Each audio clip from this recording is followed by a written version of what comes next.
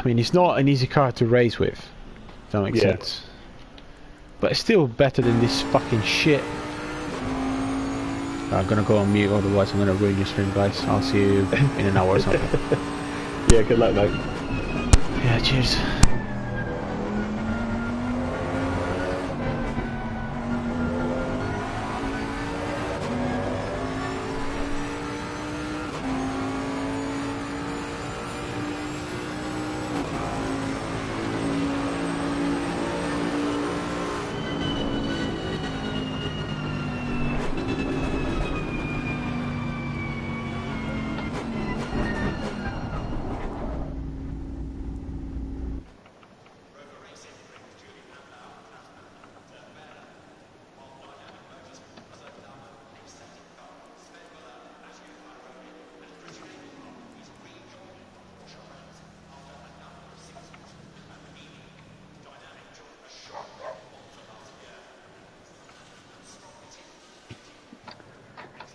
Okay, everybody, welcome back to the Motive Racing channel. We're here for the 5th round, the penultimate round of the ACC GT3 League here on the PlayStation 4 for Season 10. And we just got to the end of the one-shot qualifying. Unfortunately, we couldn't come in until right near the very end of the session. But predictably, the man who's been in fine form in the last couple of weeks in qualifying, Jazzman, has taken another pole position here by 0.6 of a second. Ahead of his old foe in the PlayStation 5 League here at Motive, Tinus in the house, who is just under 0.7 behind him in second spot. I am so qualifying in third place there in the session ahead of Recco Vantage, who will start this one in fourth place. Pete Blue in fifth ahead of Archie sixth, Diddy in seventh, Guitar Rich putting it in eighth place, Farmerson in ninth on his debut here ahead of Nilsson in 10th, Torday P11, Codlingo and Diamenta didn't manage to get laps in, unfortunately, for them in that session there. But guys, I want to bring in a man who we've not seen on here for a few weeks now since the Hungaroring, but he is the coordinator of this GT3 League on a Wednesday night. Freeman, welcome back, mate. Thank you very much. Good to be back. Always a pleasure.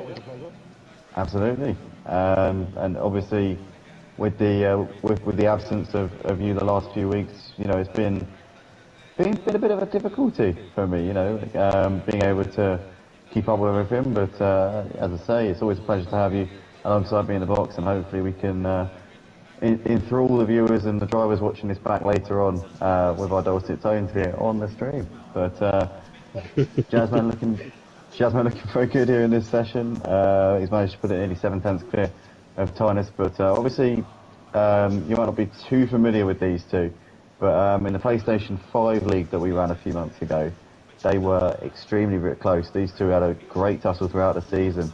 And interestingly, it was Jazzman who was always quick in qualifying, but Tinus seemed a little bit better in the races on average. So it's going to be an interesting dynamic which we may or may not see play out here tonight.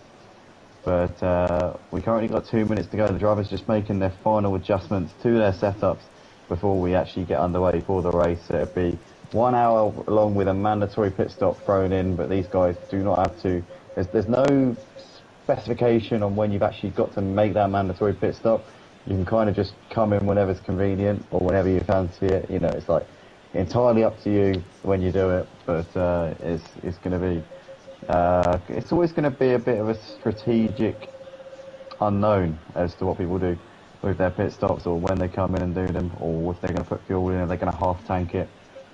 Primo, I've got to ask you, when you used to race in the GT4s, did you ever think to half tank the car, or did you always just chuck it all in and get out there? Because of the mandatory tyre change, where that takes 25 seconds, and then adding fuel would only then take an extra 5. I always went half race fuel, or just over, so if I needed to go a little bit longer I could do. But also as well, the pit had a pit stop window, so it was within that 10-minute window, wasn't it, that we had to make those pit stops. So I've always felt that, you know, with the ones where it's like this, where there's no pit window, I would look to try and put in as much fuel as possible. To be honest, probably I would go with full race fuel. And if I manage my tyres well enough, yeah, because if I could manage my tyres well enough, then I could literally just do a stop and go, you know, and not have to waste any time getting tyres changed or anything like that, and just get up on the jacks and go straight back out. Yeah, that makes a lot more sense, because obviously the amount of time that you lose by refueling is a lot more substantial under the current regs that we're running here nowadays for this Wednesday league. So I think it's probably the best way to go. I'd agree with you on that one. As we are just about to go for this. Oh, sorry, mate. No, I was just going to say, so yeah, I think just kind of looking as well with a bit of chat in the Discord today between a couple of the drivers, I think that's the sort of strategy that Jazzman is looking to take today as well. He feels that he can manage the tyres, although temperature-wise it is a little bit hot. So Jazzman's main aim, I think, this week, based on recent form, is going to be just get it to the finish. Yeah, I mean, he's already had a disconnection in the practice as well earlier on today, so maybe, hopefully, he got on top of that and has made some adjustments or done something that you think might work, maybe reset his internet or something. But on a dedicated server, obviously you would think that the disconnections would be few and far between, but Jazzman has had 2 in the last couple of weeks, and as you said before, we had 1 in the practice session as well. But there's going to be one time where you want a disconnection to happen. It would definitely be during the practice session, because obviously then it's not really going to affect anything. But right now here, Jazzman is taking his 3rd pole in 3 weeks, but can he actually get to the flag this time?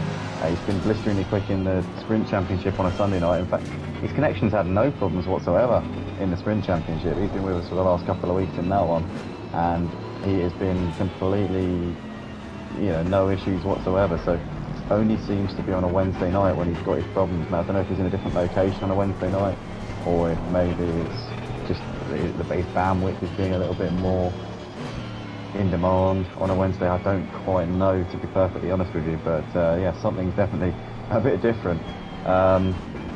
But we got Tynus right behind him, lining up in 2nd place. We're 2nd to Jazzman in the PS5 Championship that we ran a few months ago. I am Slow will be lining up in P3 for this one in the Mercedes. He was the runaway winner last week at the Hungaroring. He was in dominant form. He completely obliterated everybody. But obviously he's going to find a much stiffer test this week with these 2, Jazzman and Tynus, in front of him. You've got Raw, been pretty consistent over the course of this season, but has had to miss a couple of rounds. Missed last week. Last week. I'm sorry. I am so won last week at the Nürburgring. It wasn't the Hungaroring. And Recco missed last week at the Nürburgring. It was Recco who won at the Hungaroring. So, sorry, that's just a bit of an error there from me on the mic. But yeah, so it's Recco running up in P4. Unfortunately, I've missed a few rounds this season. Pete Bibb's been with us for quite a number of seasons now, and he's been lining up in P5. He was leading the championship after the 1st round due to the fact that he was the highest non-reserve driver to finish in that race, in the 1st race at Alton Park. We have Archie P6, who was laughing earlier on, saying about how he's in with a shout of the championship, which is miraculous really when you think about it. DDTKU, not where he wants to be. P7, Guitar Rich, Farmer Son, Nielsen down in P10, Torde in 11th, Kodalungu down in P12. He's very frustrated with how that Merc is handling. He's been in our party chat. He's really wound up with it. By Mentor at the back. But Freeman, I've got to ask you the $1 million question here tonight. This is a question that we always have to ponder before the start of any race. Who's your money on tonight? Who do we think is going to be taking home the W? I'm going to put my neck on the line. I'm going to go Titus instead of Jazzman tonight. I was going to do the same. And if not Titus, then I am Slow. Yeah, I was going to go Tynus, so I think we're both going to go Tynus. So now Jazzman's probably going to walk away and win it by half a lap. So here we are then, guys. We're about to go racing here at Imola for round 5 of the season, the penultimate round of the Gt3 league here on ACC Emotive, and it looks like we're underway. So Jazzman has actually been jumped by Tynus coming up towards turn 1. Tynus had a bit of a better fight. You can see in the background there, that was Recco on the grass, as Jazzman just tags the curve a little bit on the inside. Recco roughing over the curves as well. Might have got ahead of I Am Slow here, but it's Tynus leading the race ahead of Jazzman at the moment. Jazzman's now looking back to the inside there, side by side here, down towards the Villeneuve chicane they come. And can Jazzman squeeze back through ahead? He does so, I think. He's made that move stick again. and Jazzman is back up into the lead. I'm Slow there running in third place ahead of Recco, followed by Archie. Pete Gibbs there in sixth. We've lost out to Archie there on the first lap. Didi there running in seventh place ahead of Parmesan. You got Guitar Rich there just behind Cod. So Cod's got ahead of Guitar Rich up into ninth place. Dimenta has got Torday looking to his inside. Nilsson has dropped down to the back, so it's not been the start that Nilsson would have wanted at all. Recco looking to the inside of I'm Slow. Up the hill, through this left-hand bend. Has he managed to get that move done? I don't think he has. No, he hasn't. He's tucked in behind him for the time being. But interesting race so far in this first half of lap. Torday's really wide there onto the curve, rattling around a little bit and living dangerously. He's gone deep coming through Aqua Minerale. That might give Nilsson a run coming up the hill down towards the chicane. Can Nilsson shape off a move here on Torday? He's going to have a look. He's going to look to try and send one down the inside if he can. As Torday leaves him the space, Nilsson's going to go for that one. Torday's going to try and come back in with the note. Nilsson's done that one. And Bannerson just actually lost coming out of the chicane. And he has got Dominatrix. Oh no, he's actually lost it. Cod's just lost it as well. Dominatrix.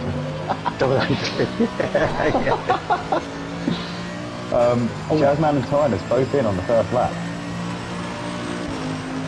which I'm quite surprised about. I don't quite know what they're playing out there. As Guitar Rich has got Barmerson looking to his outside coming up towards turn one. Barmerson's trying to get around him, but Guitar Rich has got that one covered then by the looks of it. Cod there riding over that curve a bit, and he's gone wide. That might set Nilsson up with a chance to come in here. But, no, Torday's just taken that position off of Nilsson. Sorry, Torday, yeah, Torday.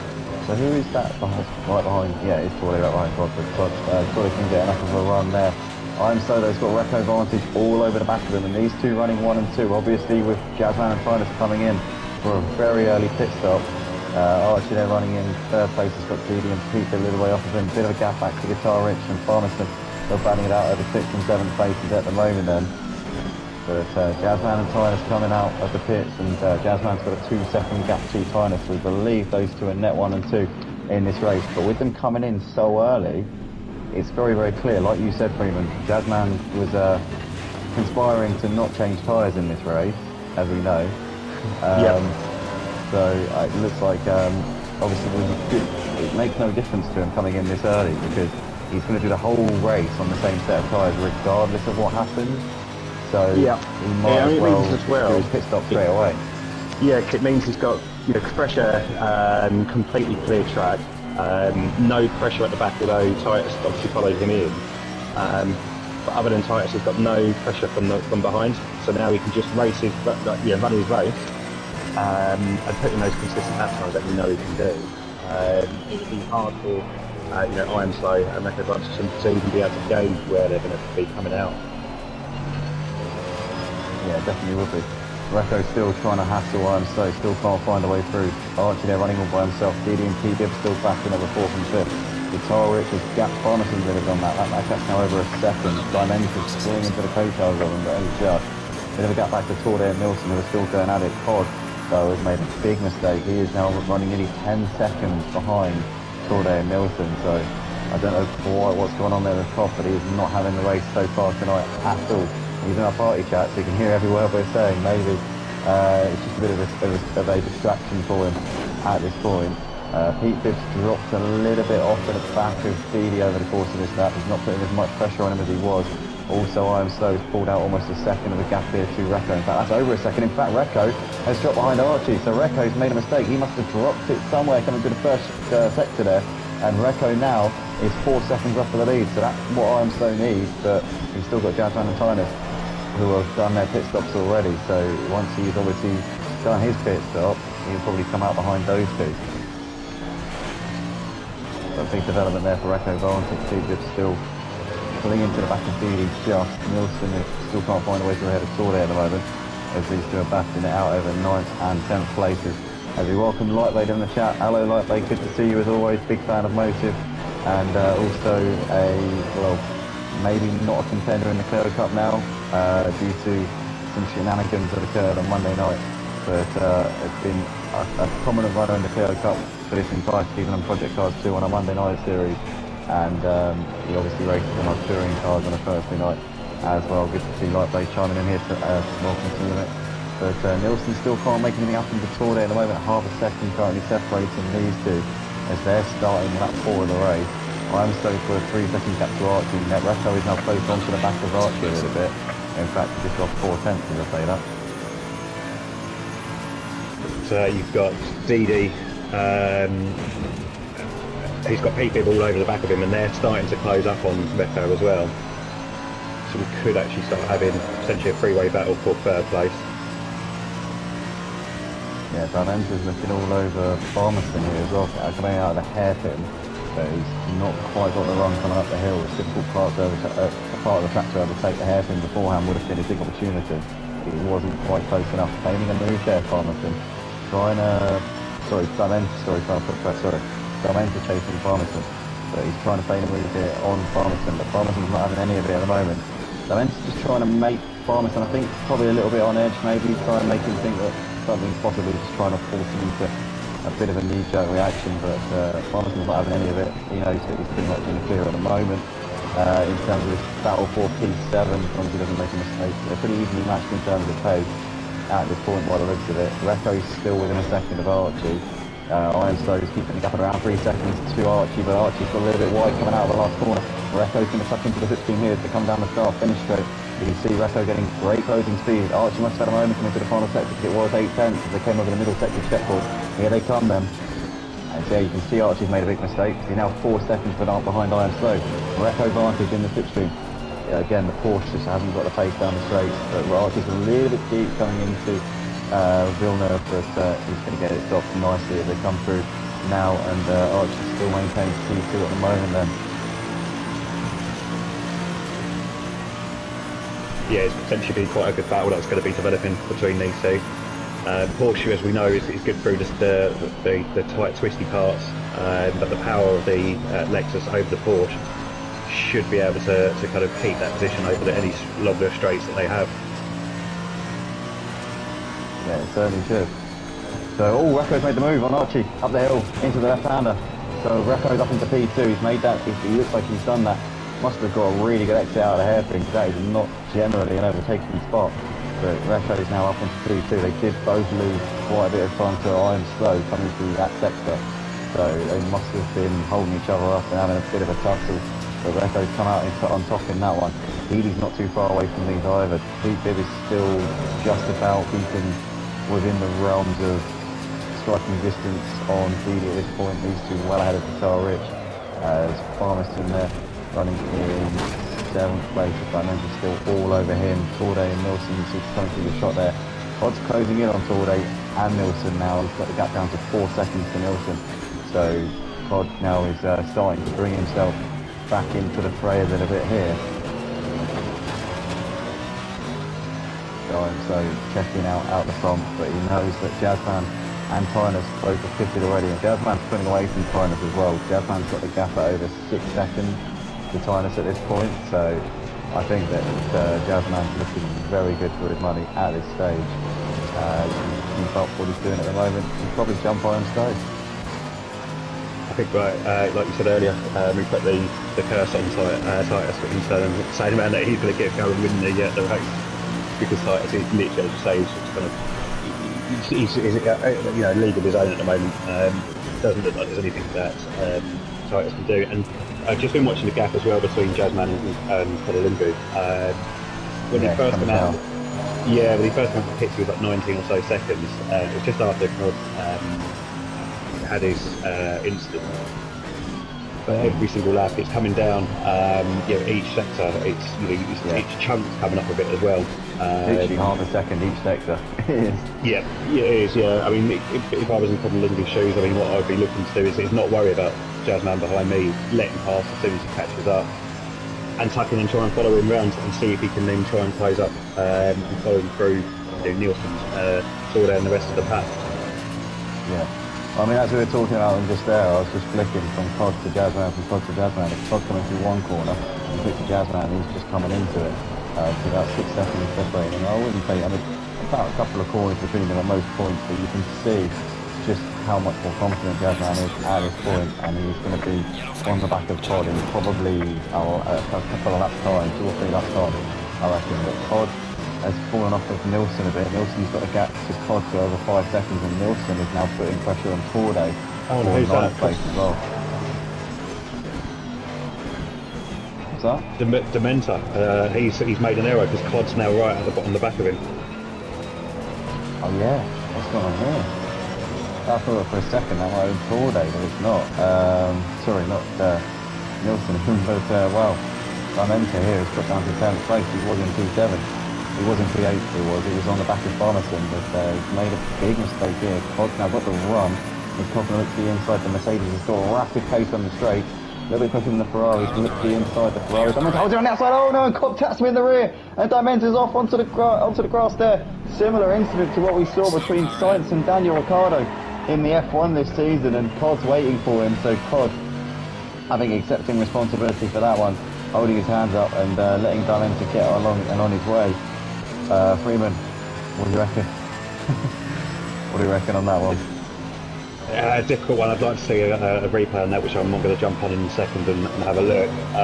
We've got Tynus here making a move to the inside of Dementa into the hairpin. Sorry, mate. Oh, Dementa's gone wide as well onto the grass coming through the hairpin. So Cod's going to get back ahead of him there, and that's only going to add insult to injury there for Dementa. Sorry, mate. No, carry on. I'm just going to load up the replay and have a look and see. Freeman's just looking up the little old backlog that we've got there on the YouTube channel. But we've got Nilsson's currently on the back of Corday at the moment. We've also got, like we're saying, the Proud Motors racer, and we're proud to have you here, and we're proud to be able to give the service that we do here on the streams and also on the track as well. We've got Scooter Paul, Evening Races. Hello Scooter Paul, welcome to you. Races is with us, well, has raced with us on the PS5, but also has raced with us on the PS4, specifically been on the PS4 for I think the majority of the time that we've existed here at Motors. Hopefully we'll have Scooter Paul back out on track soon as well. We're hoping to get back onto the PS5 once we know for sure that the spectator mode is fully functional. But we'll be looking to hopefully get PS5 GP3 here on ACC back up pretty soon. Reko's still running within 2 seconds of Ironstone, but Ironstone's gapping him ever so slightly at this stage. Archie's fallen off the back of Reko as well. We've got Didi running in 4th place. We've still got Pete pretty close, and then 1.3 still the gap between those two, so there's not really much separation. And Farmerson is closing in on Guitar Rich though, so that's going to be one to watch. Guitar Rich is falling off at the top 5 by quite a bit at this stage, and Farmerson I think will be definitely fancying this one at this point. But, just going back to that, the incident there between Cod, it did seem Codalinga was on the curb when contact was made, so I'm not sure if he was given enough space. So I think Dementa actually potentially kind of squeezed him a little bit too much, maybe. Potentially tried to take it a little bit too kind of wide and actually squeezed Codalinga, and contact was then made. So I don't think it's alongside though. I wouldn't have said at the point of entry he wasn't. He didn't have his car halfway alongside now.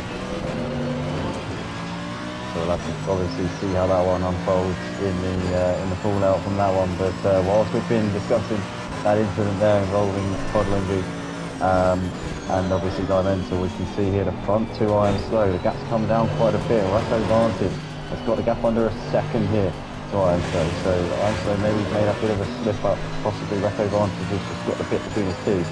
Maybe it's a combination of both, but right now it's looking like it's a very tight battle here for what is the current lead in this race. We're not expecting it to be the net lead with Jazzman and Tynus having pitted already. Interestingly, the gap between Jazzman and Tynus hasn't gone up too much. Maybe that gap being 6 seconds a little while ago was down to a mistake from Tynus, because the gap is still 6 seconds between Jazzman and Tynus as we speak. So, as we say, Tynus is matching Jazzman at this point, so maybe he might, if Jazzman makes a mistake, he could be right there. As we can see Reko Vantage now pulling to the inside here, looking into the chicane. He's having a big look here, showing his nose there to Ironstone, but goes a bit deep coming into the chicane. That's just lost him a bit of time and given Ironstone just a little bit of breathing room there. but Reco Vantage is definitely signifying intent at this point. We know this is definitely going to be for a podium spot. It could be for more, depending on what sort of pace Jazzman and Tynus have been doing since their pit stops. But right now, Reco Vantage is definitely looking like he wants to spend the minimum amount of time that he can behind Iron Stowe here. Yeah, and just looking at I've just been watching P-Bib and Didi. P-Bib's starting to bring that gap down again, starting to put a little bit of pressure on Didi. It just looks like he little errors keep creeping in, which then opens the gap back up for Didi. Didi's actually quite Didi's quite a consistent driver, lap after lap, and his times are generally pretty similar. Whereas Pete Bibbs is a little bit up and down. So if he can just put out some consistency, he could definitely look to try and take Didi here. One thing also to come to, Farmerson has got ahead of Guitar Rich and is now 3 seconds clear of him, so Guitar Rich must have dropped it somewhere. He's now got Torday, well, he's going to be breathing down his neck surely, but Jazzman has got ahead of Torday, so Jazzman is now up into P8. Now the thing is, the interesting thing about this situation here, obviously in the GT World Challenge you don't actually have to get past, you do have to look out, you have to be aware of blue flags. You don't actually have to let a driver pass unless they are significantly faster than you. But with this situation now, obviously there are no blue flags because Jazzman is fighting these guys for position. The only reason he's behind them is because he's pitted, but they are still fighting for position. So none of these drivers are obliged to move aside. So it looks like not Guitar Rich, sorry, that's number 8 man. That is Dimentor actually, so he is being lapped by Jazzman. But the rest of the guys that you see in front of him, Guitar Rich there, just coming, Guitar Rich at a moment, coming out of Aqua Minerale, big slide, holds it really well. Oh my goodness me, that was a brilliant save there from Guitar Rich. Freeman, if you get a chance, check the stream out, mate. That was an insane save there from Guitar Rich. I thought he was sideways for a moment. And he continues on his way. If I can catch that. Yeah, it was quite an exuberant little correction there, but nonetheless, we continue on our way here. We've got Stowe out the front. He's got a 1.3 second gap at the moment over Reco Vantage. So Stowe's now started to get that back together again. Reco had got the gap under a second a few moments ago, but that's now gone back up to what it was. Didi's gap Pete Bibb has got just over a second now. So as we said before, that gap's going up and down, and it's continuing to ebb and flow. Now the thing between Jazzman and Tynus, obviously there was about a 6 or 7 second gap between them. Before they hit the traffic, or rather before they hit their drivers who were battling for position. But obviously now with Jazzman having made his way through that traffic and Tynus being on the back of it, Tynus is going to be losing time and he's going to be probably getting a bit frustrated here. But this is going to really show, I think, we've seen both of these two have got pace, but now we're going to have to see both of them, how they are negotiating traffic and actual drivers who they're battling with for position. And that's going to be a fascinating one, but Tynus has made his way through relatively routinely there on Nilsson. Nilsson's now got Dimentor on the back, but obviously Dimentor a lap down on Nilsson, having made a pit stop and having had to repair damage as well. Nilsson seemed like he was sliding a bit there. He came into that left-hand turn, but he held on to it, whatever the case. Jazzman is now eyeing up Farmerson. But I suppose at this point, Tynus is going to be hoping that Jazzman be held up a bit by Farmerson. Farmerson seems to be holding his own here as well, which could play into Tynus' hands. But Tynus has still got to negotiate Guitar Rich and Corday. There's gap between Jazzman and Tynus is currently 8 seconds. So the gap's gone up since they've been making their way through the traffic. Jazzman has been making light work of these guys in front of him. Tynus has struggled a little bit more than Jazzman has, but out of the last corner, and Jazzman's now got the switch in here on Farmerson, and he should be able to clear him, I think, routinely here as he's got that supposing speed now. That switch is working wonders there for the Bentley. But I tell you what, Farmerson in the Merc seems to have decent straight line speed, and he's playing here with Jazzman as well, trying to make it difficult for him. Jazzman now looking to the inside into the braking zone. Farmerson trying to hold it around the outside. Farmerson here driving absolutely brilliantly, I'll tell you what. In his first race here tonight, it'd be easy to get overwhelmed with a driver like Jazzman. Jazzman's won 2 championships here in the past in races. So you'd think that Farmerson might be a little bit overcome by the situation, but he's not at all. He's giving it to Jazzman. He's giving it to him 100%, and he's keeping on to the position here. Farmerson is still in P6. and Jazzman can't seem to find a way around him at the moment. Great stuff from Thomason. He's been absolutely brilliant stuff. Tynus has now cleared Torday, and the gap has come down quite a bit actually. The gap is now 6 seconds between Jazzman and Tynus, so Thomason being the thorn in the side that Tynus would want him to be at this point. But Jazzman's now got the run coming down towards Ackerman and Raleigh. Onto the race they come.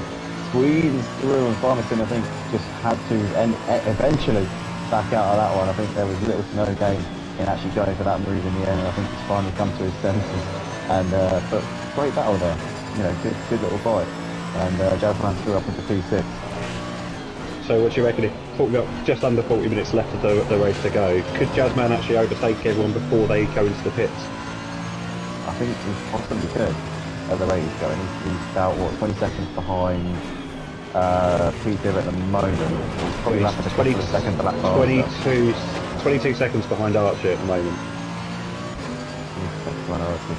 I mean, he's going about a couple of seconds a lap quicker. In 11 laps time, we'll have 20 minutes left in this race. I reckon most of them would have pitted by then.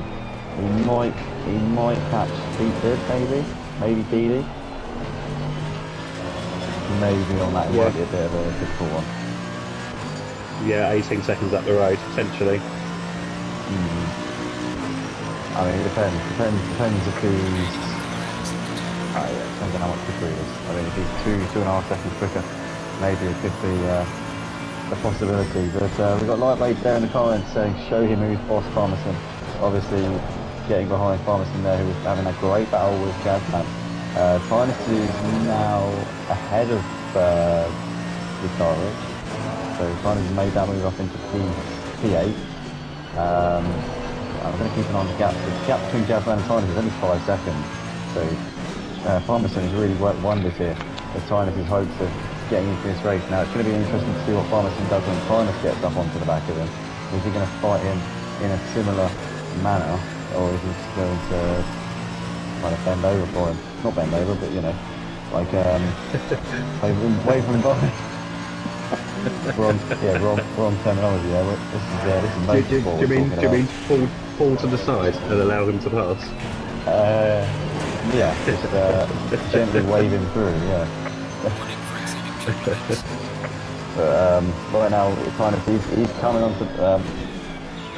He's pulling up onto the back of Farmerson here. The gap is 2 seconds as they came through the middle sector checkpoint, but that gap's now considerably less than that, so Tynus is going to have a good chance as they come down the start-finish straight. There he goes, he's picking up that slipstream, and the Bentley is not the quickest in the straight line compared to the Merc, so Farmerson will be able to do a similar thing to what he did to Jazzman.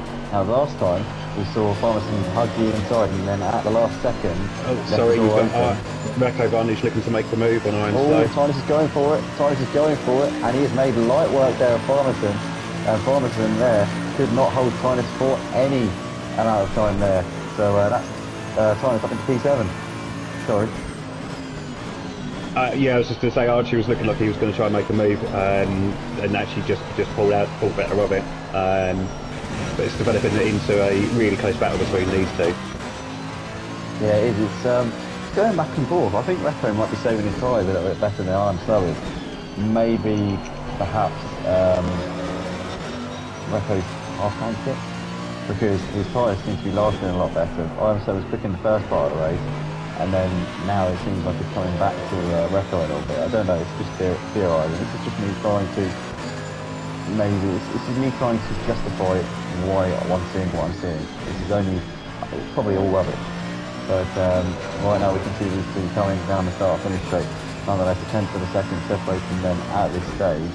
The gap between Jazzman and Tynus is 6 seconds, so all in all, with all the traffic that they had to make their way through, the gap stayed relatively the same, so they've had similar progress as they came through. The gap between Peter and Jazzman is now 11 seconds. I swear a second ago it was 18. Yeah, it was 18 seconds. It was, yeah, it was 17, yeah, around that, yeah. So Jazzman's flying at this point. There's still 7 tenths between Armstrong and Recco.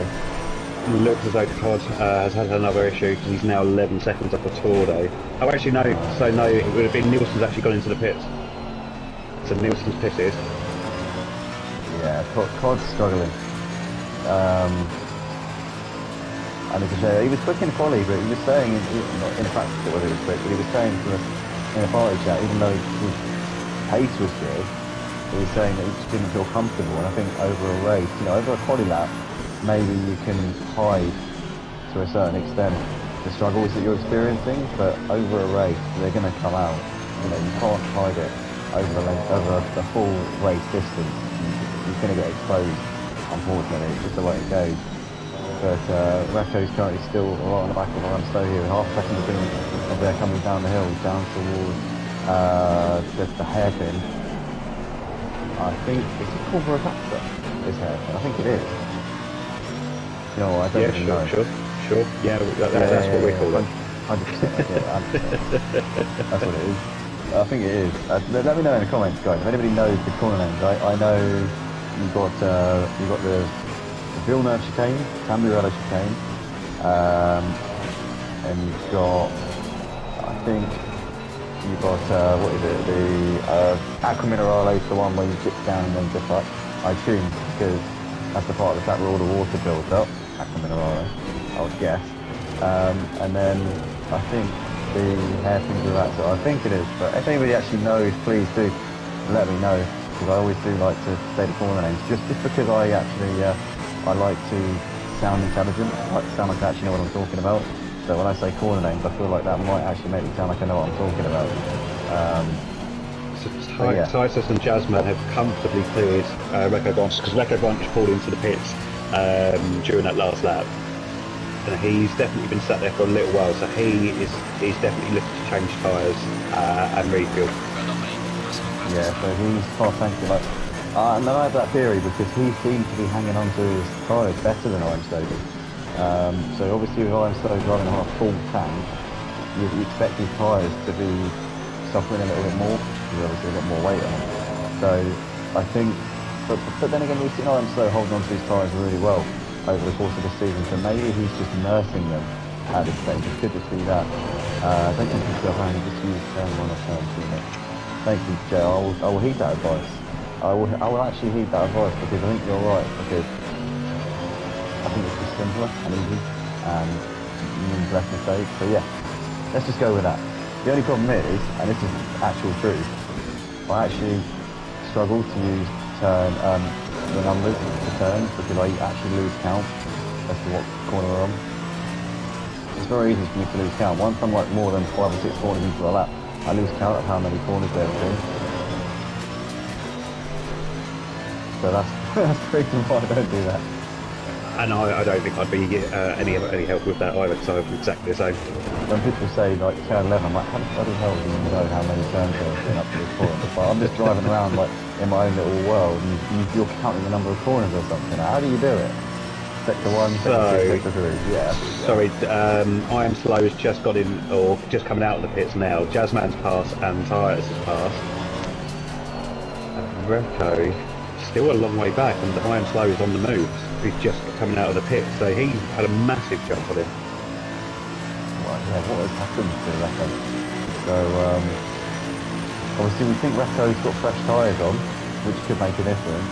But last week at Nürburgring, we saw I Am Slow actually did the whole race on one set. He waited until the last lap to pit, and still came out about 4. No, it wasn't the last lap, sorry. It was about 4 laps from the end. Like about maybe 10 minutes left in the race, and he pitted, and he came out about 40 seconds ahead, still after his pit stop. Bear in mind, he was probably about a minute and a half ahead before his pit stop.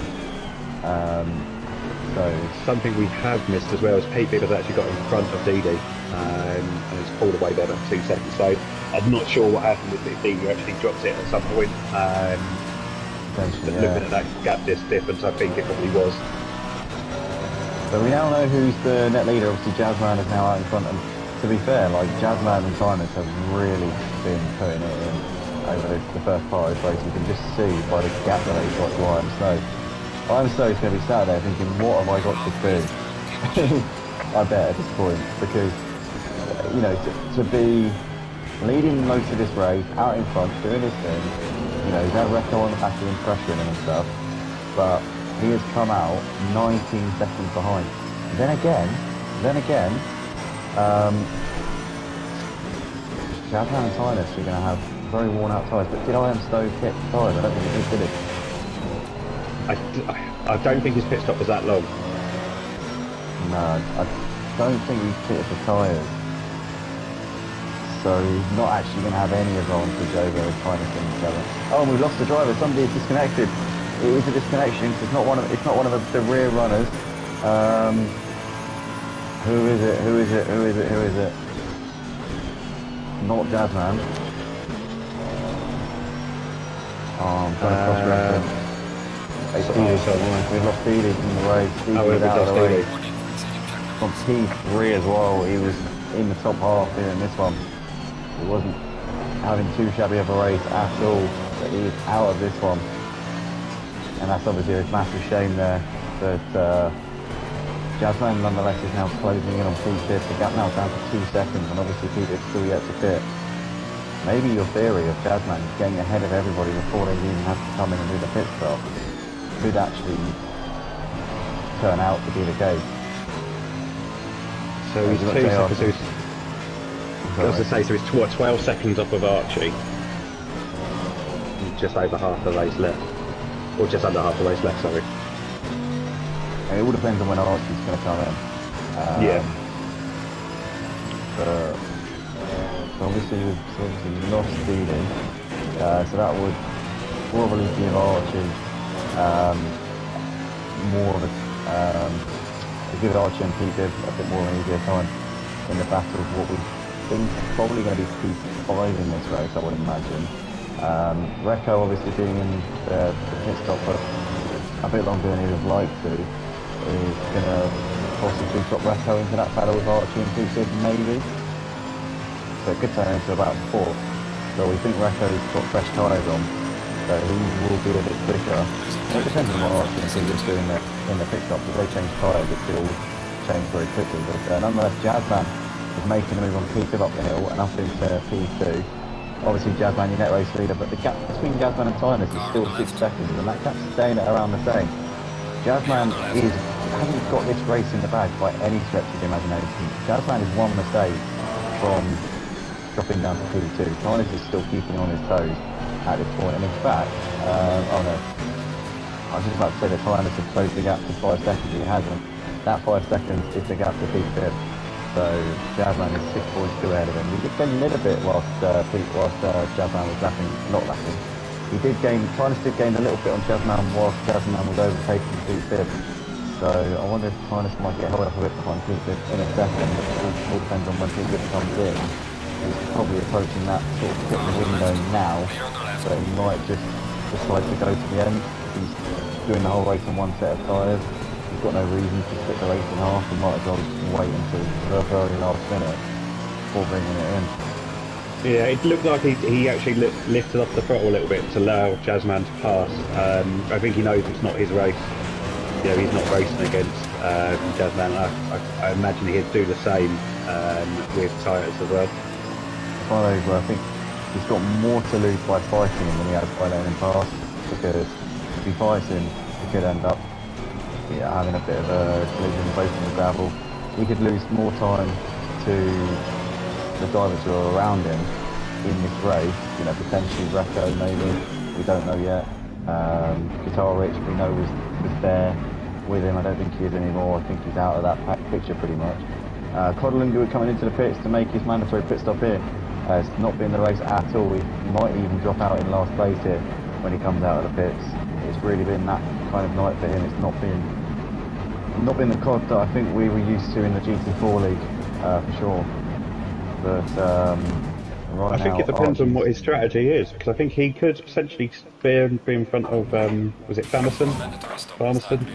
And he has done a stop and he's literally just done a stop and go, so it's a good strategy from him. He's a Farmerston because he was driving quite well before. He was up in what, P7? Would have been P6 with Didi not being here. Oh, Farmerston's binned it. Top of the hill, hit straight into the wall. Hit the brakes. Car snapped sideways to the right. He's got big damage on the front. And maybe that was the reason why he had a long pit stop, but he's just had another one. So COD's actually in front of Guitar Rich at this point. That's just not all doom and gloom then. See, I didn't realise how big the gaps were between. Oh right, okay, yeah. Oh, fair play. It's quite a big delta, I think, between everybody. I haven't quite realised how big it was. So Guitar Rich there has just been lapped there by Archie. Yeah, he has, yeah. As Archie obviously in this race currently, he's got a 7-second gap to Jazzman, but he still needs to come into the pit to make his pit stop. So Archie's probably going to... I reckon Archie's probably be in a battle with Iron Stone, maybe. Iron Stone... No, actually, Iron Stone hasn't been into tyres. So maybe Archie will come out in a battle with Recco, potentially. So I'm thinking... Yeah, probably split the two, Iron Slow and Recco Advantage. Yeah. Well, Recco's closing on Iron Stone, and he's closing by quite a bit. So I wonder if the fresh tyres are probably paying dividends at this point. Iron Stone taking a bit of a risk here by trying to do the race on one set of tyres, because as you can see, the track temperature in the top right hand corner of the screen is 35 degrees Celsius.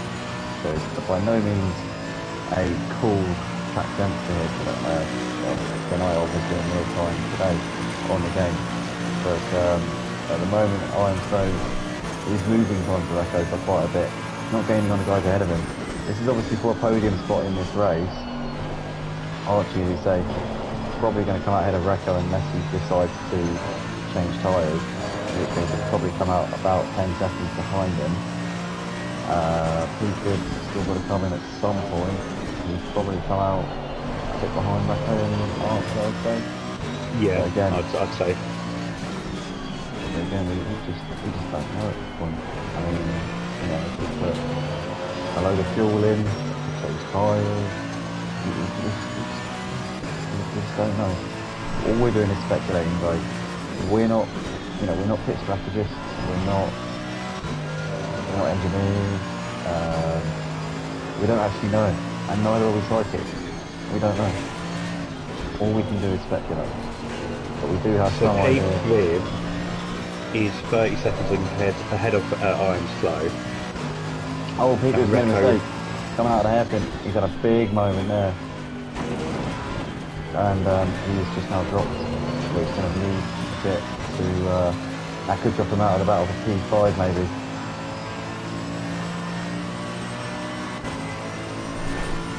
I didn't actually catch what happened there, so I didn't see what happened. I was literally just about to say as well, so Pete now 25 seconds still ahead of Iron Slow, and Recco's 18 seconds behind Iron Slow, so I think that could be, I think Pete Bibb could even still be in this, depending on what his strategy is. Yeah, definitely. I think Pete Bibb is not out of it, but that little mistake there isn't going to help his scores at all. We got Tourde has currently got Nielsen closing up onto the back of him, 8 tenths of the second track between these two. Looks like it's a bit more now than what it does on the timing board, so I think Nielsen might have just made a bit of a mistake there. As he came through the final second, actually he has made quite a big mistake, because he's now absolutely nowhere near him. He's now about 4 seconds behind him, so something's pretty catastrophic has happened there for Nielsen. We've got now 3.5 seconds between the two of them. Jazzman's got capped down to 3 seconds for Archie though. And Archie, obviously, the current leader of this race is not the net race leader. Jazzman's the net race leader. Jazzman's continued to put up the gap to Finus. We believe both of these two did similar pit stops. We believe they both did about the same, I think, the same pit stop time, give or take. So I think they're on the same strategy. It's going to take a mistake from Jazzman, I think, to bring Finus into this. But it could depend on how hard Archie fights him. You never know, Archie might fancy a bit of a pop at the two-time champion here at Motors, one time on the PS5, another time on the PS4. So yeah, he's got the credentials, and who knows, we saw Farmerson giving Jazzman a real good run for his money a little while back, so maybe we'll be seeing a similar situation here, where Archie's going to be a little bit more kind of smart about how he goes about it maybe, because Archie's in the championship fight, so he's yeah, should be a little bit more careful. But he's coming into the pit, so he's bailing out of that one. And Archie now is coming in with a third of his race left to go. Now, what sort of strategy is he going for? That's the question. Is he going to? But I wouldn't imagine he'd be putting tyres on, not this late, surely. No, you can't. Not 19 minutes left of the race. There's no point. Yeah, there'd be little to no gain. I mean, if he was going to be changing tyres, you'd be wanting to split the race in half, or at the very least, you know, come in about 5 minutes either side of the midway point. But there is Archie currently in his pit box, so we expect it's going to be a drop and go, and it is. He is off and away in absolutely no time. So he should be, I think he's much closer to I'm slow coming down. Yeah, it's coming down the start-finish straight now. I'm so I think it's going to get him just. Yeah, he'll get him. Recco won't know. So split between the two of them. So I'm slow coming through. There is Archie on the screen. So I'm slow's a couple of seconds ahead of him on the track. The Recco advantage, we know has got fresher tyres than these guys. Is that going to benefit him at all in the final part of this race? But last time I checked, the gap between I'm slow and Recco was 18 seconds. It's gone up. Actually, it's now more than it was. So I don't think that Recco's fresh tyres are really doing him much good at all at the moment, if I'm honest. And that's the gamble you take. You know, if by putting on the tyres, you've got to make sure that you make it work. And if you do take full advantage of them, because you're losing 30 seconds in the pit stop to someone that's not taking tyres. It doesn't look as though it's paid off for him tonight. No, it certainly hasn't. But we've got Jazzman still leading this race by 7 seconds ahead of Tyner. And those two reasonably close out on the track at the moment. 7 seconds isn't really a whole lot when you consider the fact that they have been racing for the last 43 minutes. So there isn't really much at all separating these two in terms of their overall pace. But it's looking like Jazzman is in control at this point, possibly just managing the gap and just keeping himself, you know, nice and cushy out the front. But we've got Pete into the pit, so the final driver to make their pit stop is now in. Kenny there in the comments, Kenny Stewart saying, evening boys, hopefully the racing is going well. Yeah, it's been alright. It's been, yeah, no major problems as far as we can see. There's been a couple of little scuffles here and there. We saw Codlinger having a bit of an incident with Dimenta. But other than that, I think it's been very enjoyable. But, you can see Pete Bibbs just putting into the box now. In fact, has he already been into the box? Yes, he has. Yeah, he's just moved. He's on the way. Yeah. So obviously to stay ahead of Cod, Recco's just gone past, so he's dropped down to. I think it's been long enough for him to have been in for sure. Yeah. But Jazzman's out front. He's got 7 seconds right now over time. So we've got Kenny saying, I meant to ask last time I was in, do you ever do any GT7 races? No, not at the moment, mate. No, they never done. Recco just lost it.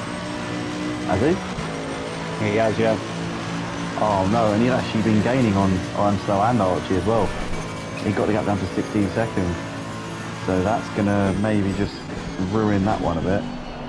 And it could give Pete Bibb a chance as well, actually, because I think he did tag the wall, so he's going to have some damage on the car. Oh yeah, definitely.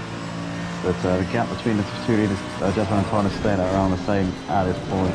Archie's keeping the gap at around 2 seconds wide, so it's not really going up, it's not really going down either. It's kind of, you know, it's held in limbo. Probably just grooming that gap a bit, trying to hold it there in case anything can come of it. But right now he's got Recco advantage. He's now only got 6 seconds to beat it, so Recco advantage about 4 seconds with that. Has he? No way! He has, yeah, in the chicane he hit the curve too hard, the sausage curve, and the back end just went. Recco, Charles Leclerc advantage there. As we can see now, Pete Bibb's going to be definitely sensing opportunity here. Recco seems to be falling apart a little bit at this point. And that's obviously a huge shame for him, as we've got Kenny there saying no, any reason why, or do you boys just not fancy it? In terms of GT7, I'm not really into, like, don't really want to sound snotty here. But basically, I just don't like arcade racing games. It's I'm more of a sim racing type of person. I like it to resemble reality. I mean, there is an argument with Project Cars though as well, isn't there? That's a bit more sim-cade. Yeah, Project Cars was a little bit, but not for. I mean, it's. I'll tell you what the difference is. On Project Cars, it's the input that's different. The actual behaviour of the cars is very realistic, and it's like the lines that you take and the setups and all that stuff are very similar to real life. It's more, it's to do with your settings. So if you put your settings up correctly, you'll find that it is very true to life. But yeah, quite often you can also find that it's you can set it up so that it's completely something contrary. You know, if you want to, you can just make it. You can turn it into an arcade game. It depends. You know, if people want to be really, really fast, you can set your settings up so that it drives like an arcade game, and you can actually do quite well at it. But at the same time, if you want to play properly and feel like it's a sim, you have got the option of doing that as well. So it's open to interpretation. In this game, obviously, you've got very little. There's very little manoeuvrability as to what you can do with settings in terms of how you set the feeling of the wheel and stuff up. So I think this game it's a lot more. It's everyone's kind of in the same boat on this game to an extent. I find. I've just been watching the Half Sheep, sorry, not Record Advantage for the last few minutes while you've been talking, and he's driving like a man, not very happy. Yeah, I don't know what's happened to him. He's definitely not a happy driver right now. So many off tracks that he definitely would have had a couple of track warnings just on that last lap alone. So yeah, I think he's just hoping for these 12 minutes to end fairly soon. I mean, we've all been there where it's just not gone to plan. You don't want to bail out, and you just. All you want it to do is just end, so your pain is over. Put you out of your misery. You probably can't wait to go and get something to eat and lie down and just chill out. Yeah, then probably not watch the straight back. Oh, you might want to watch the first 20 minutes, maybe. Yeah, the part where he's doing well. Yeah, the part where he was all over Iron Star and they were having a great battle for what was the lead at the time, whilst these two sneaky little devils here, Jazzman and Tynus, were just basically getting their foot down out of sight and under the radar. But these two, Iron Star and Recco, thought they were fighting over the lead. Little did they know, these two here were just biding their time. Biding their time. It looks like I'm Slow is going to take that third spot as well because he's now pulled that gap on Archie. He's up to 4.5 seconds now. Was kind of staying around the 2.5 seconds, but now it's kind of stretched that a little bit further. Yeah, so looks like Archie hasn't quite got what it takes to keep on to Einstein, so looking great for that podium spot. I'm actually going to pull up. You know what? Seeing as the race is now, I don't want to like be derogatory, but I'm just filtering out a little bit at this point. I'm just going to pull up the standings, gives us something to, gives us a bit of a narrative to work with, I think. Well, they haven't been updated from the Nürburgring yet. Oh, they haven't? No. Right, let's abandon that then. The gap's coming down though, 76.3 is the gap between Jazzman and Tynus. So actually, Tynus has gained a bit on Jazzman. I wonder if that was just Jazzman was putting a lap there on Dimension maybe. That could have been what has brought that gap down ever so slightly. Maybe that's not representative, so to speak. I don't know. Could also be looking to take it easy though. 10 minutes left of the race. So what have we got? Yeah. Around 4 or 5 laps, maybe 5 laps. Essentially, yeah, he just wants to get by, make sure that they last the distance. That could be a big factor there as well, definitely. he's really walloping them curves. So I don't think he's looking after his tyres. But Finest there is, yeah, he's just a little bit too far away. I think definitely the laps after the pit stops, because these two came in on the same lap and they came out about a second apart. And then all of a sudden I noticed the gap had jumped up to 6 seconds. And I noticed how they kept the gap at 6 seconds since about the 15-minute mark. Obviously 10-minute mark really, but you know, with 50 minutes remaining in the race, so it would have been a 10-minute mark. We're obviously at the 50-minute mark now. But obviously at that point, it would have been about 6 seconds of gap. So they have been so consistently lapping within each other. There's been not much separating them in pace at all. But obviously trying to allow that gap to get up, probably with a mistake early on which we missed. But Jazzman has just taken it. He's just taken the money and ran in this one. Yeah, making us eat our words, doesn't he? Where we were saying Titus are going to win it. Yeah. But just maintain that gap, hasn't he? Sorry, Tyler. Sorry, mate. But yeah, just maintain that gap. Yeah. I've actually gained half a second on IMSA on that last lap as well. So Archie is, whilst he's probably a little bit too far back, probably left it a little bit late to be honest. But it's whilst he's not massively far back, he's probably going to run out of laps in order to catch up. And actually IMSA was a few tenths quicker through that final sector there. So I think, although Archie looking a little bit threatening, I think it's probably a bit too late.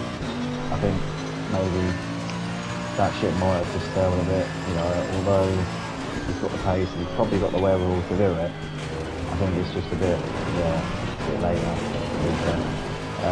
Recco actually took out over a second and a half on Archie on that last lap. So he must be absolutely fuming at those couple of mistakes that he made in that one lap where he lost control of the car twice. Yeah, he's going to be seething, isn't he? He's got fresh tyres as well. His tyres are going to be... Well, actually, no, saying that, he's probably ruined them, to be honest, with those spins. They would be now, yeah. They're probably still better than Archie. Archie's done this for the whole race, but certainly he could have had a lot more in them than he had at this point. Archie's taken the second out of I'm slow. Racco is driving the wheels off of that point. He's touching the grass, he's right on the limit. Archie's just taken the second out of I'm slow though. Maybe this could be race on here for the podium spot then. Potentially, Archie's not done here in this one. The gap between Jazzman and Finest is currently 6.664. That gap looks a lot closer than 3 and a 3.5 to be honest. Yeah, I reckon that's about 2.7 maybe. That's 3.4. So yeah, a lot closer. Yeah, he's getting a tenth. Getting a full tenth of a second in that final sector. So, but Archie here he seems to have the momentum at this point. And he's in the fight up near the top of the standings. I don't know. We don't know exactly what the situation is to the precise number, but obviously. It still says on my screen, it still says that Sputters leading the championship, 110 points. I don't know why it says that, it's really weird, it's a glitch on SLP. But the last leader of the championship was actually Recco. I think that would have changed from last week. I'm stoked at him. Because he didn't race, did he? I'm so technically a reserve. Yeah. He's driven in a different car for like half the season. Yeah, well, which is technically not allowed. No, yeah, correct. He's ineligible for obviously the point. So, I mean, Pete Bibbs could even be in it. Although, I thought Archie probably... Oh, it could be close. Could be between Archie and Pete Bibbs for this championship. Well, then again, Jazzman can win this week and then win next week. He's suddenly in it as well. It's crazy. It really is. Quite an unusual championship this season. with Jazzman's disconnections, I think that's kind of like shot him in the foot, really. Jazzman's got 7 seconds over time. Archie gained another half a tenth of a second there. Not half a tenth, half a second, should I say, on Iron Stage. I don't know what's up with me. I'm not even that tired today. I actually had plenty of sleep last night. So I haven't been working the last couple of days. Got a full 10 hours of sleep the last 2 nights. Lucky you. I'm luxury. Oh yeah, before that it was like 3 or 4 hours a night, every night for about the last 4 weeks. So right now, relative to what I felt like, you know, a few days ago, I feel like Archie's pulled that gap down to 2.2 seconds, 2.1. It's 3.1. It's not. It's now down to 2 seconds. Is it? I've just jumped. Yeah, I've just jumped on board. So when they go through their next marker. Oh my god. Yeah, you're right. Wow, I'm so had a really shabby middle sector. So this could be a real fun opportunity there for Archie to nab a podium spot here. Well, probably, where's Jazzman right now? Jazzman is coming through, he's already coming to the end of the first sector. He's massive of these guys. It's about half a lap ahead of them, literally. But we're going to have probably 3 more laps in this race, including the one we're on. So 2.5 laps left where Jazzman is. Where these 2 guys are, they're going to have 3 more laps here. So it's going to be 3 more laps here for Archie to possibly get onto the rear of Iron Slow and nick a podium here, which would be absolutely brilliant for him. Obviously in his championship push, seeing as he'd be the highest scorer of the contenders. That's obviously precluding Jazzman, because I think even if he were to win this week and next week, hypothetically, I still don't think he would be able to win the championship. I think. So again, we'll have to come back to it. We'll have to come back to that. But I don't think it would. Yeah, I don't think he can. Archie was, I think, P2 last week. I think maybe P4 last week. So Archie has got about 100 and something points. After this week, Archie's probably going to be on about 150 points or something in that ballpark. So yeah, no. I think it's going to be between Archie, Pete, Bird, and pretty much that's it, I think. I think it's going to be between them 2. Edis connecting tonight, I think he's out of it. Milson finishing down in P10. I reckon your 2 championship contenders are going to be Archie and Pete Bird. And it could be Archie coming into this with a big lead. But obviously now the gap's gone up a little bit between Armstrong and Archie. It's now 2.3 seconds. Archie's just trying to negotiate Milson here. And Milson moving well out of the way there for Archie as he makes his way through there. But gap between Jazzman and Tynes has just gone up a little bit now. It's now only 8 seconds. Jazzman is just stretching it out ever so slightly. And looking like he's got this one in hand. Unless he makes a big mistake on the start up, I think he should be safe and sound there.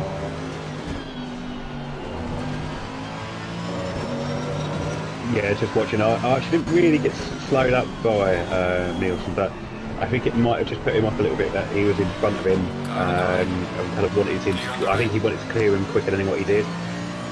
Because he did lose out actually to Iron Flow in that, and the gap's now got up to pretty much 3 seconds again. So yeah, I think Iron Flow's just about got this covered. Archie did look like he was staging a bit of a late rally, but I think it's just too late. It's just known, I think. a day late and $1 short, isn't it? That's what you normally say. A day late and $1 short. Usually I do that in the context of a battle, but that's very true. It's very apt. The day late and $1 short phrase is one that Martin Brundle made in regards to like an on-track battle. So if somebody sends one down the inside and this is their breaking point, or clatters into somebody, it's like that one was a day late and $1 short on day one. But that's the origins, I think. But it's a great saying. I do love it. Yeah. In the context of racing, obviously. I know it's not just a phrase that's used in racing, but I do love it when it's used in racing. But, right now, Jazzman. I'm sorry, mate. Probably. I was going to say, I'm actually riding on board with Archie, and he's actually putting in his 200 attempts up on his best lap. He's closed the gap down to Iron Slow to around 2.5 seconds. So he's really gunning for it. He's really trying to push. the thing is, if we can get the gap under maybe 2 seconds going into the final lap, then that could put Einstein under a little bit of pressure. Einstein seems to have responded. That gap now looks like it's like 2.5. To me, on the naked eye, it's 2.5, I reckon. I don't know what it actually is. 2.7 at the moment. Yeah. Yeah, so Archie just on a 44.7, and I'm slowed at a 45 dead. Yeah, Archie's chipping away, but it's just a little bit too late, I think.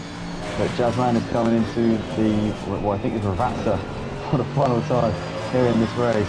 And out of the last corner he comes, and down starts in the straight. Jazzman is going to take his first win in this Wednesday Gt3 list for this season. He's had 2 disconnections to some of his season so far, but now he finally is going to stand on the top step of the podium. Jazzman, our former champion of the PS5 Gt3 League and also current reigning champion of this league, hasn't been able to race at every race this season and thus is not in the battle. He's only raced in 3 rounds and he's disconnected from 2 of them, but he finally gets off the mark this season for the Wednesday League. Tynus takes P2, Jazzman's good friend and former teammate with the PS5 Gt3 League. Those two are also great rivals in the PS5 League, and those two 1 and 2 here tonight. Dominant form, the 2 Bentleys at Imola.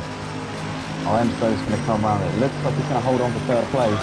IMSO was last week's runaway winner at the Nürburgring. This time around, Archie's giving him a good run for his money in that battle for 3rd spot. But as they come down towards the final couple of corners here, I think IMSO's going to make this one work, and unless he makes a big mistake, Pete and Codlingu have finished the race. They were 6th and 7th places. They were a lap down. As why does this have to happen now? So IMSO up towards the line is going to take 3rd place here in this race. Archie is going to follow him home to take 4th. So a good rally there from Archie, but just couldn't get there in time. And Recco is coming into the final corner, and what a disastrous race here for Recco. He had the pace at the end, but little mistakes, little errors I think cost him here in this one. P5 nonetheless for him, and that is the race here, ladies and gentlemen, for the 5th round, the penultimate round of the season for the GT3s here on a Wednesday night at Motive. It's Jazzman who takes the win in the end by nearly 10 seconds to Tynus, so he really pulled out the gap. 8.7 the winning margin there for Jazzman. IMSO nearly over a minute behind the top 2. So they were in another league tonight. IMSO just prevailing there from Archie. That was a close run thing for 3rd place. Recco Vantage down in P5. Not the race that he would have, I think, been anticipating at all. But nonetheless, Pete Bibbs 6th. Codlingu salvaging P7 in the end after a disastrous start to the race for him. Guitarowicz 8th ahead of Torde in 9th place. Nilsson classified in P10 ahead of Dimenta, who was 2 laps down in the end in 11th place. Farmerson had a really strong start to the race, but in the end could only manage P12. And DDTKU was disconnected from the race a long way out. Just under halfway into the race he disconnected, so unfortunately we'll score nil points for tonight. But Freeman, we both put our money on Tynus in the house. Obviously not our actual money, but you know, we put our figurative cash on Tynus, and we managed to put the curse on him quite well, because Jazzman in the end taking a comfortable win. Yeah, I think after the pit stop, and although we didn't see it, it must have been an error from Titus. Jazzman was never really in trouble at all, was he? No, I don't think so. I think he was flawless drive, I think, for him tonight. So he would go for my driver today, just purely on the basis that, you know, a smart move in terms of getting himself in the pits straight away. I probably actually enjoyed kind of climbing up through the field and overtaking everyone kind of before they even went into their pit stops. I think barring Archie, I think Archie was the only one that managed to pit before he was able to overtake him. Yeah, I think you're right. Archie was just about to get overtaken when he came in, but he came in anyway. So there we go then, guys. That's the race. That's round 5 of the season. Join us next week for the championship decider. We'll be at Mount Panorama, Bathurst, for that one. Unfortunately, Recco Vantage won't be with us, so he won't be in the fight for the title, which is obviously a massive shame. But Archie, we believe, is in the title fight. Also, Pete Bibbs still in there with a chance as well. So definitely check that out next week. We'll be live, same place, same time, 7 p.m. British summer time for that one. But from myself and from Freeman, It's a big thank you, and we will see you later on. Good night.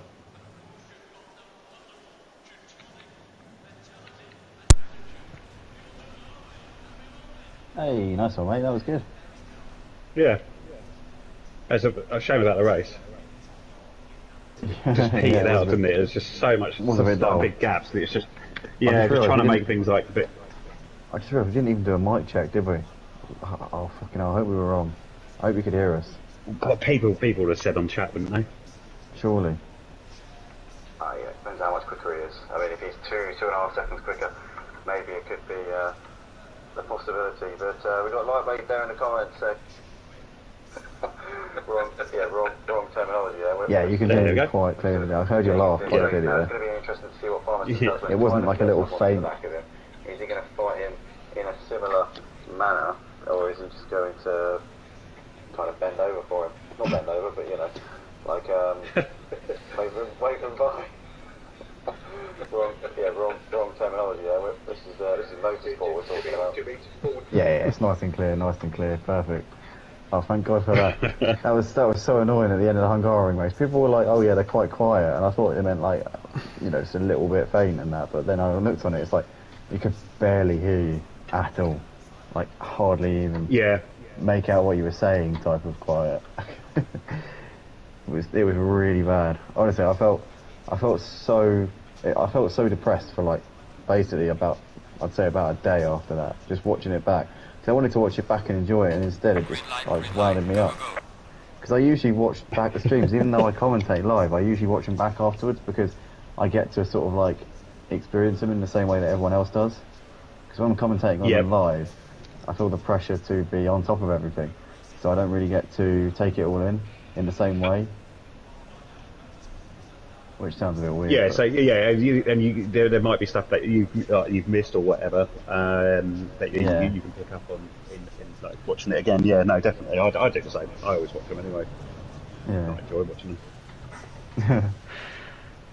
Oh mate, well, I'll tell you what, that was. Cod's in the chat, isn't he? Yes, I am. That was a good recovery there, mate. It was just a shit show, mate. At the end, I tell you what, at the end, the last 10-15 minutes, I was doing the same laps as the guys at the front, was named Archie and the other guys, but just keep on making too many. Do you know what you need to do, Cod? Do you know what you need to do? You need to just highlight one night a week where you jump on and you do an hour's practice. Yep. Yeah. Yeah. Do it once a week. No, it's true, but the thing is, with this car, mate, it's just, I don't know. I don't think I've ever had such a shitty championship in my life. But what you should do is go to the safe preset. Yeah. Tweak that a little bit. Spend like say 10 minutes just tweaking it so you can cut, because it will be understeer.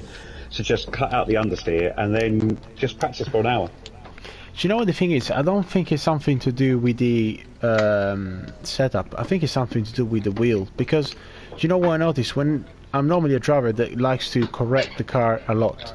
But when you try to correct this car, like when you're understeer or oversteer, it just goes the opposite and you end up basically in the wall. It happens every race, at least two or three times a race. I don't know, what the hell is it? What, with any car or...? No, just with this car. It's just with this car. So don't forget, it's a front engine. It's a heavy front engine. It's literally right on the nose of the car as well. So it's like a pendulum. Yes, That's exactly. But the thing is, with the Bentley, you're supposed to have a similar sort of behaviour. But with the Bentley, not so far forward though. The engine's not. The engine's not so far forward. Plus, it's a much bigger car. Probably it's much more balanced than the. Yeah. I don't know, mate. But yeah, could be. But yeah, just don't choose that next season, eh? No, mate, definitely not. Definitely not. Can't wait to finish. That's the thing about next season. I was thinking, shall we? There are a few things I wanted to discuss about it. I was wondering, should we do another super season? Because it's the autumn winter, so it might be possible. Yeah. Yeah. I'd like to. The thing is, though, I really want to get onto PC, and I'm thinking, I'd like to do it soon. What do you mean by Thing is super also- season? One thing, because I've been stressed to fuck about my nan moving out of her house and me having to look for somewhere to live in that.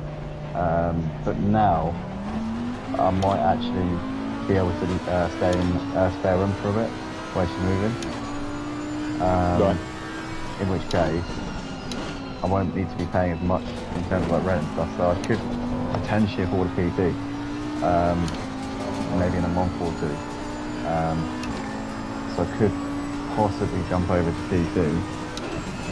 But I wanted to get the PS5 leagues up and again. But the thing is, we still don't know if the spectator mode's going to be working. So it's one where I'm almost tempted to stick my neck out, and then if the spectator mode isn't fixed, then just roll with it anyway. Maybe just go for it. Because I think we're now getting to that point where we are starting to lose people who are on PS5 because there's nothing for them at the moment. Yeah, because I think Standard Control was saying about these PS5 leagues and that as well, wasn't he? A couple of days ago. Squideo left with this small Yeah. as well. He's always been somebody who stood behind Motors as well. Yeah. Through everything, stood behind Motors. So,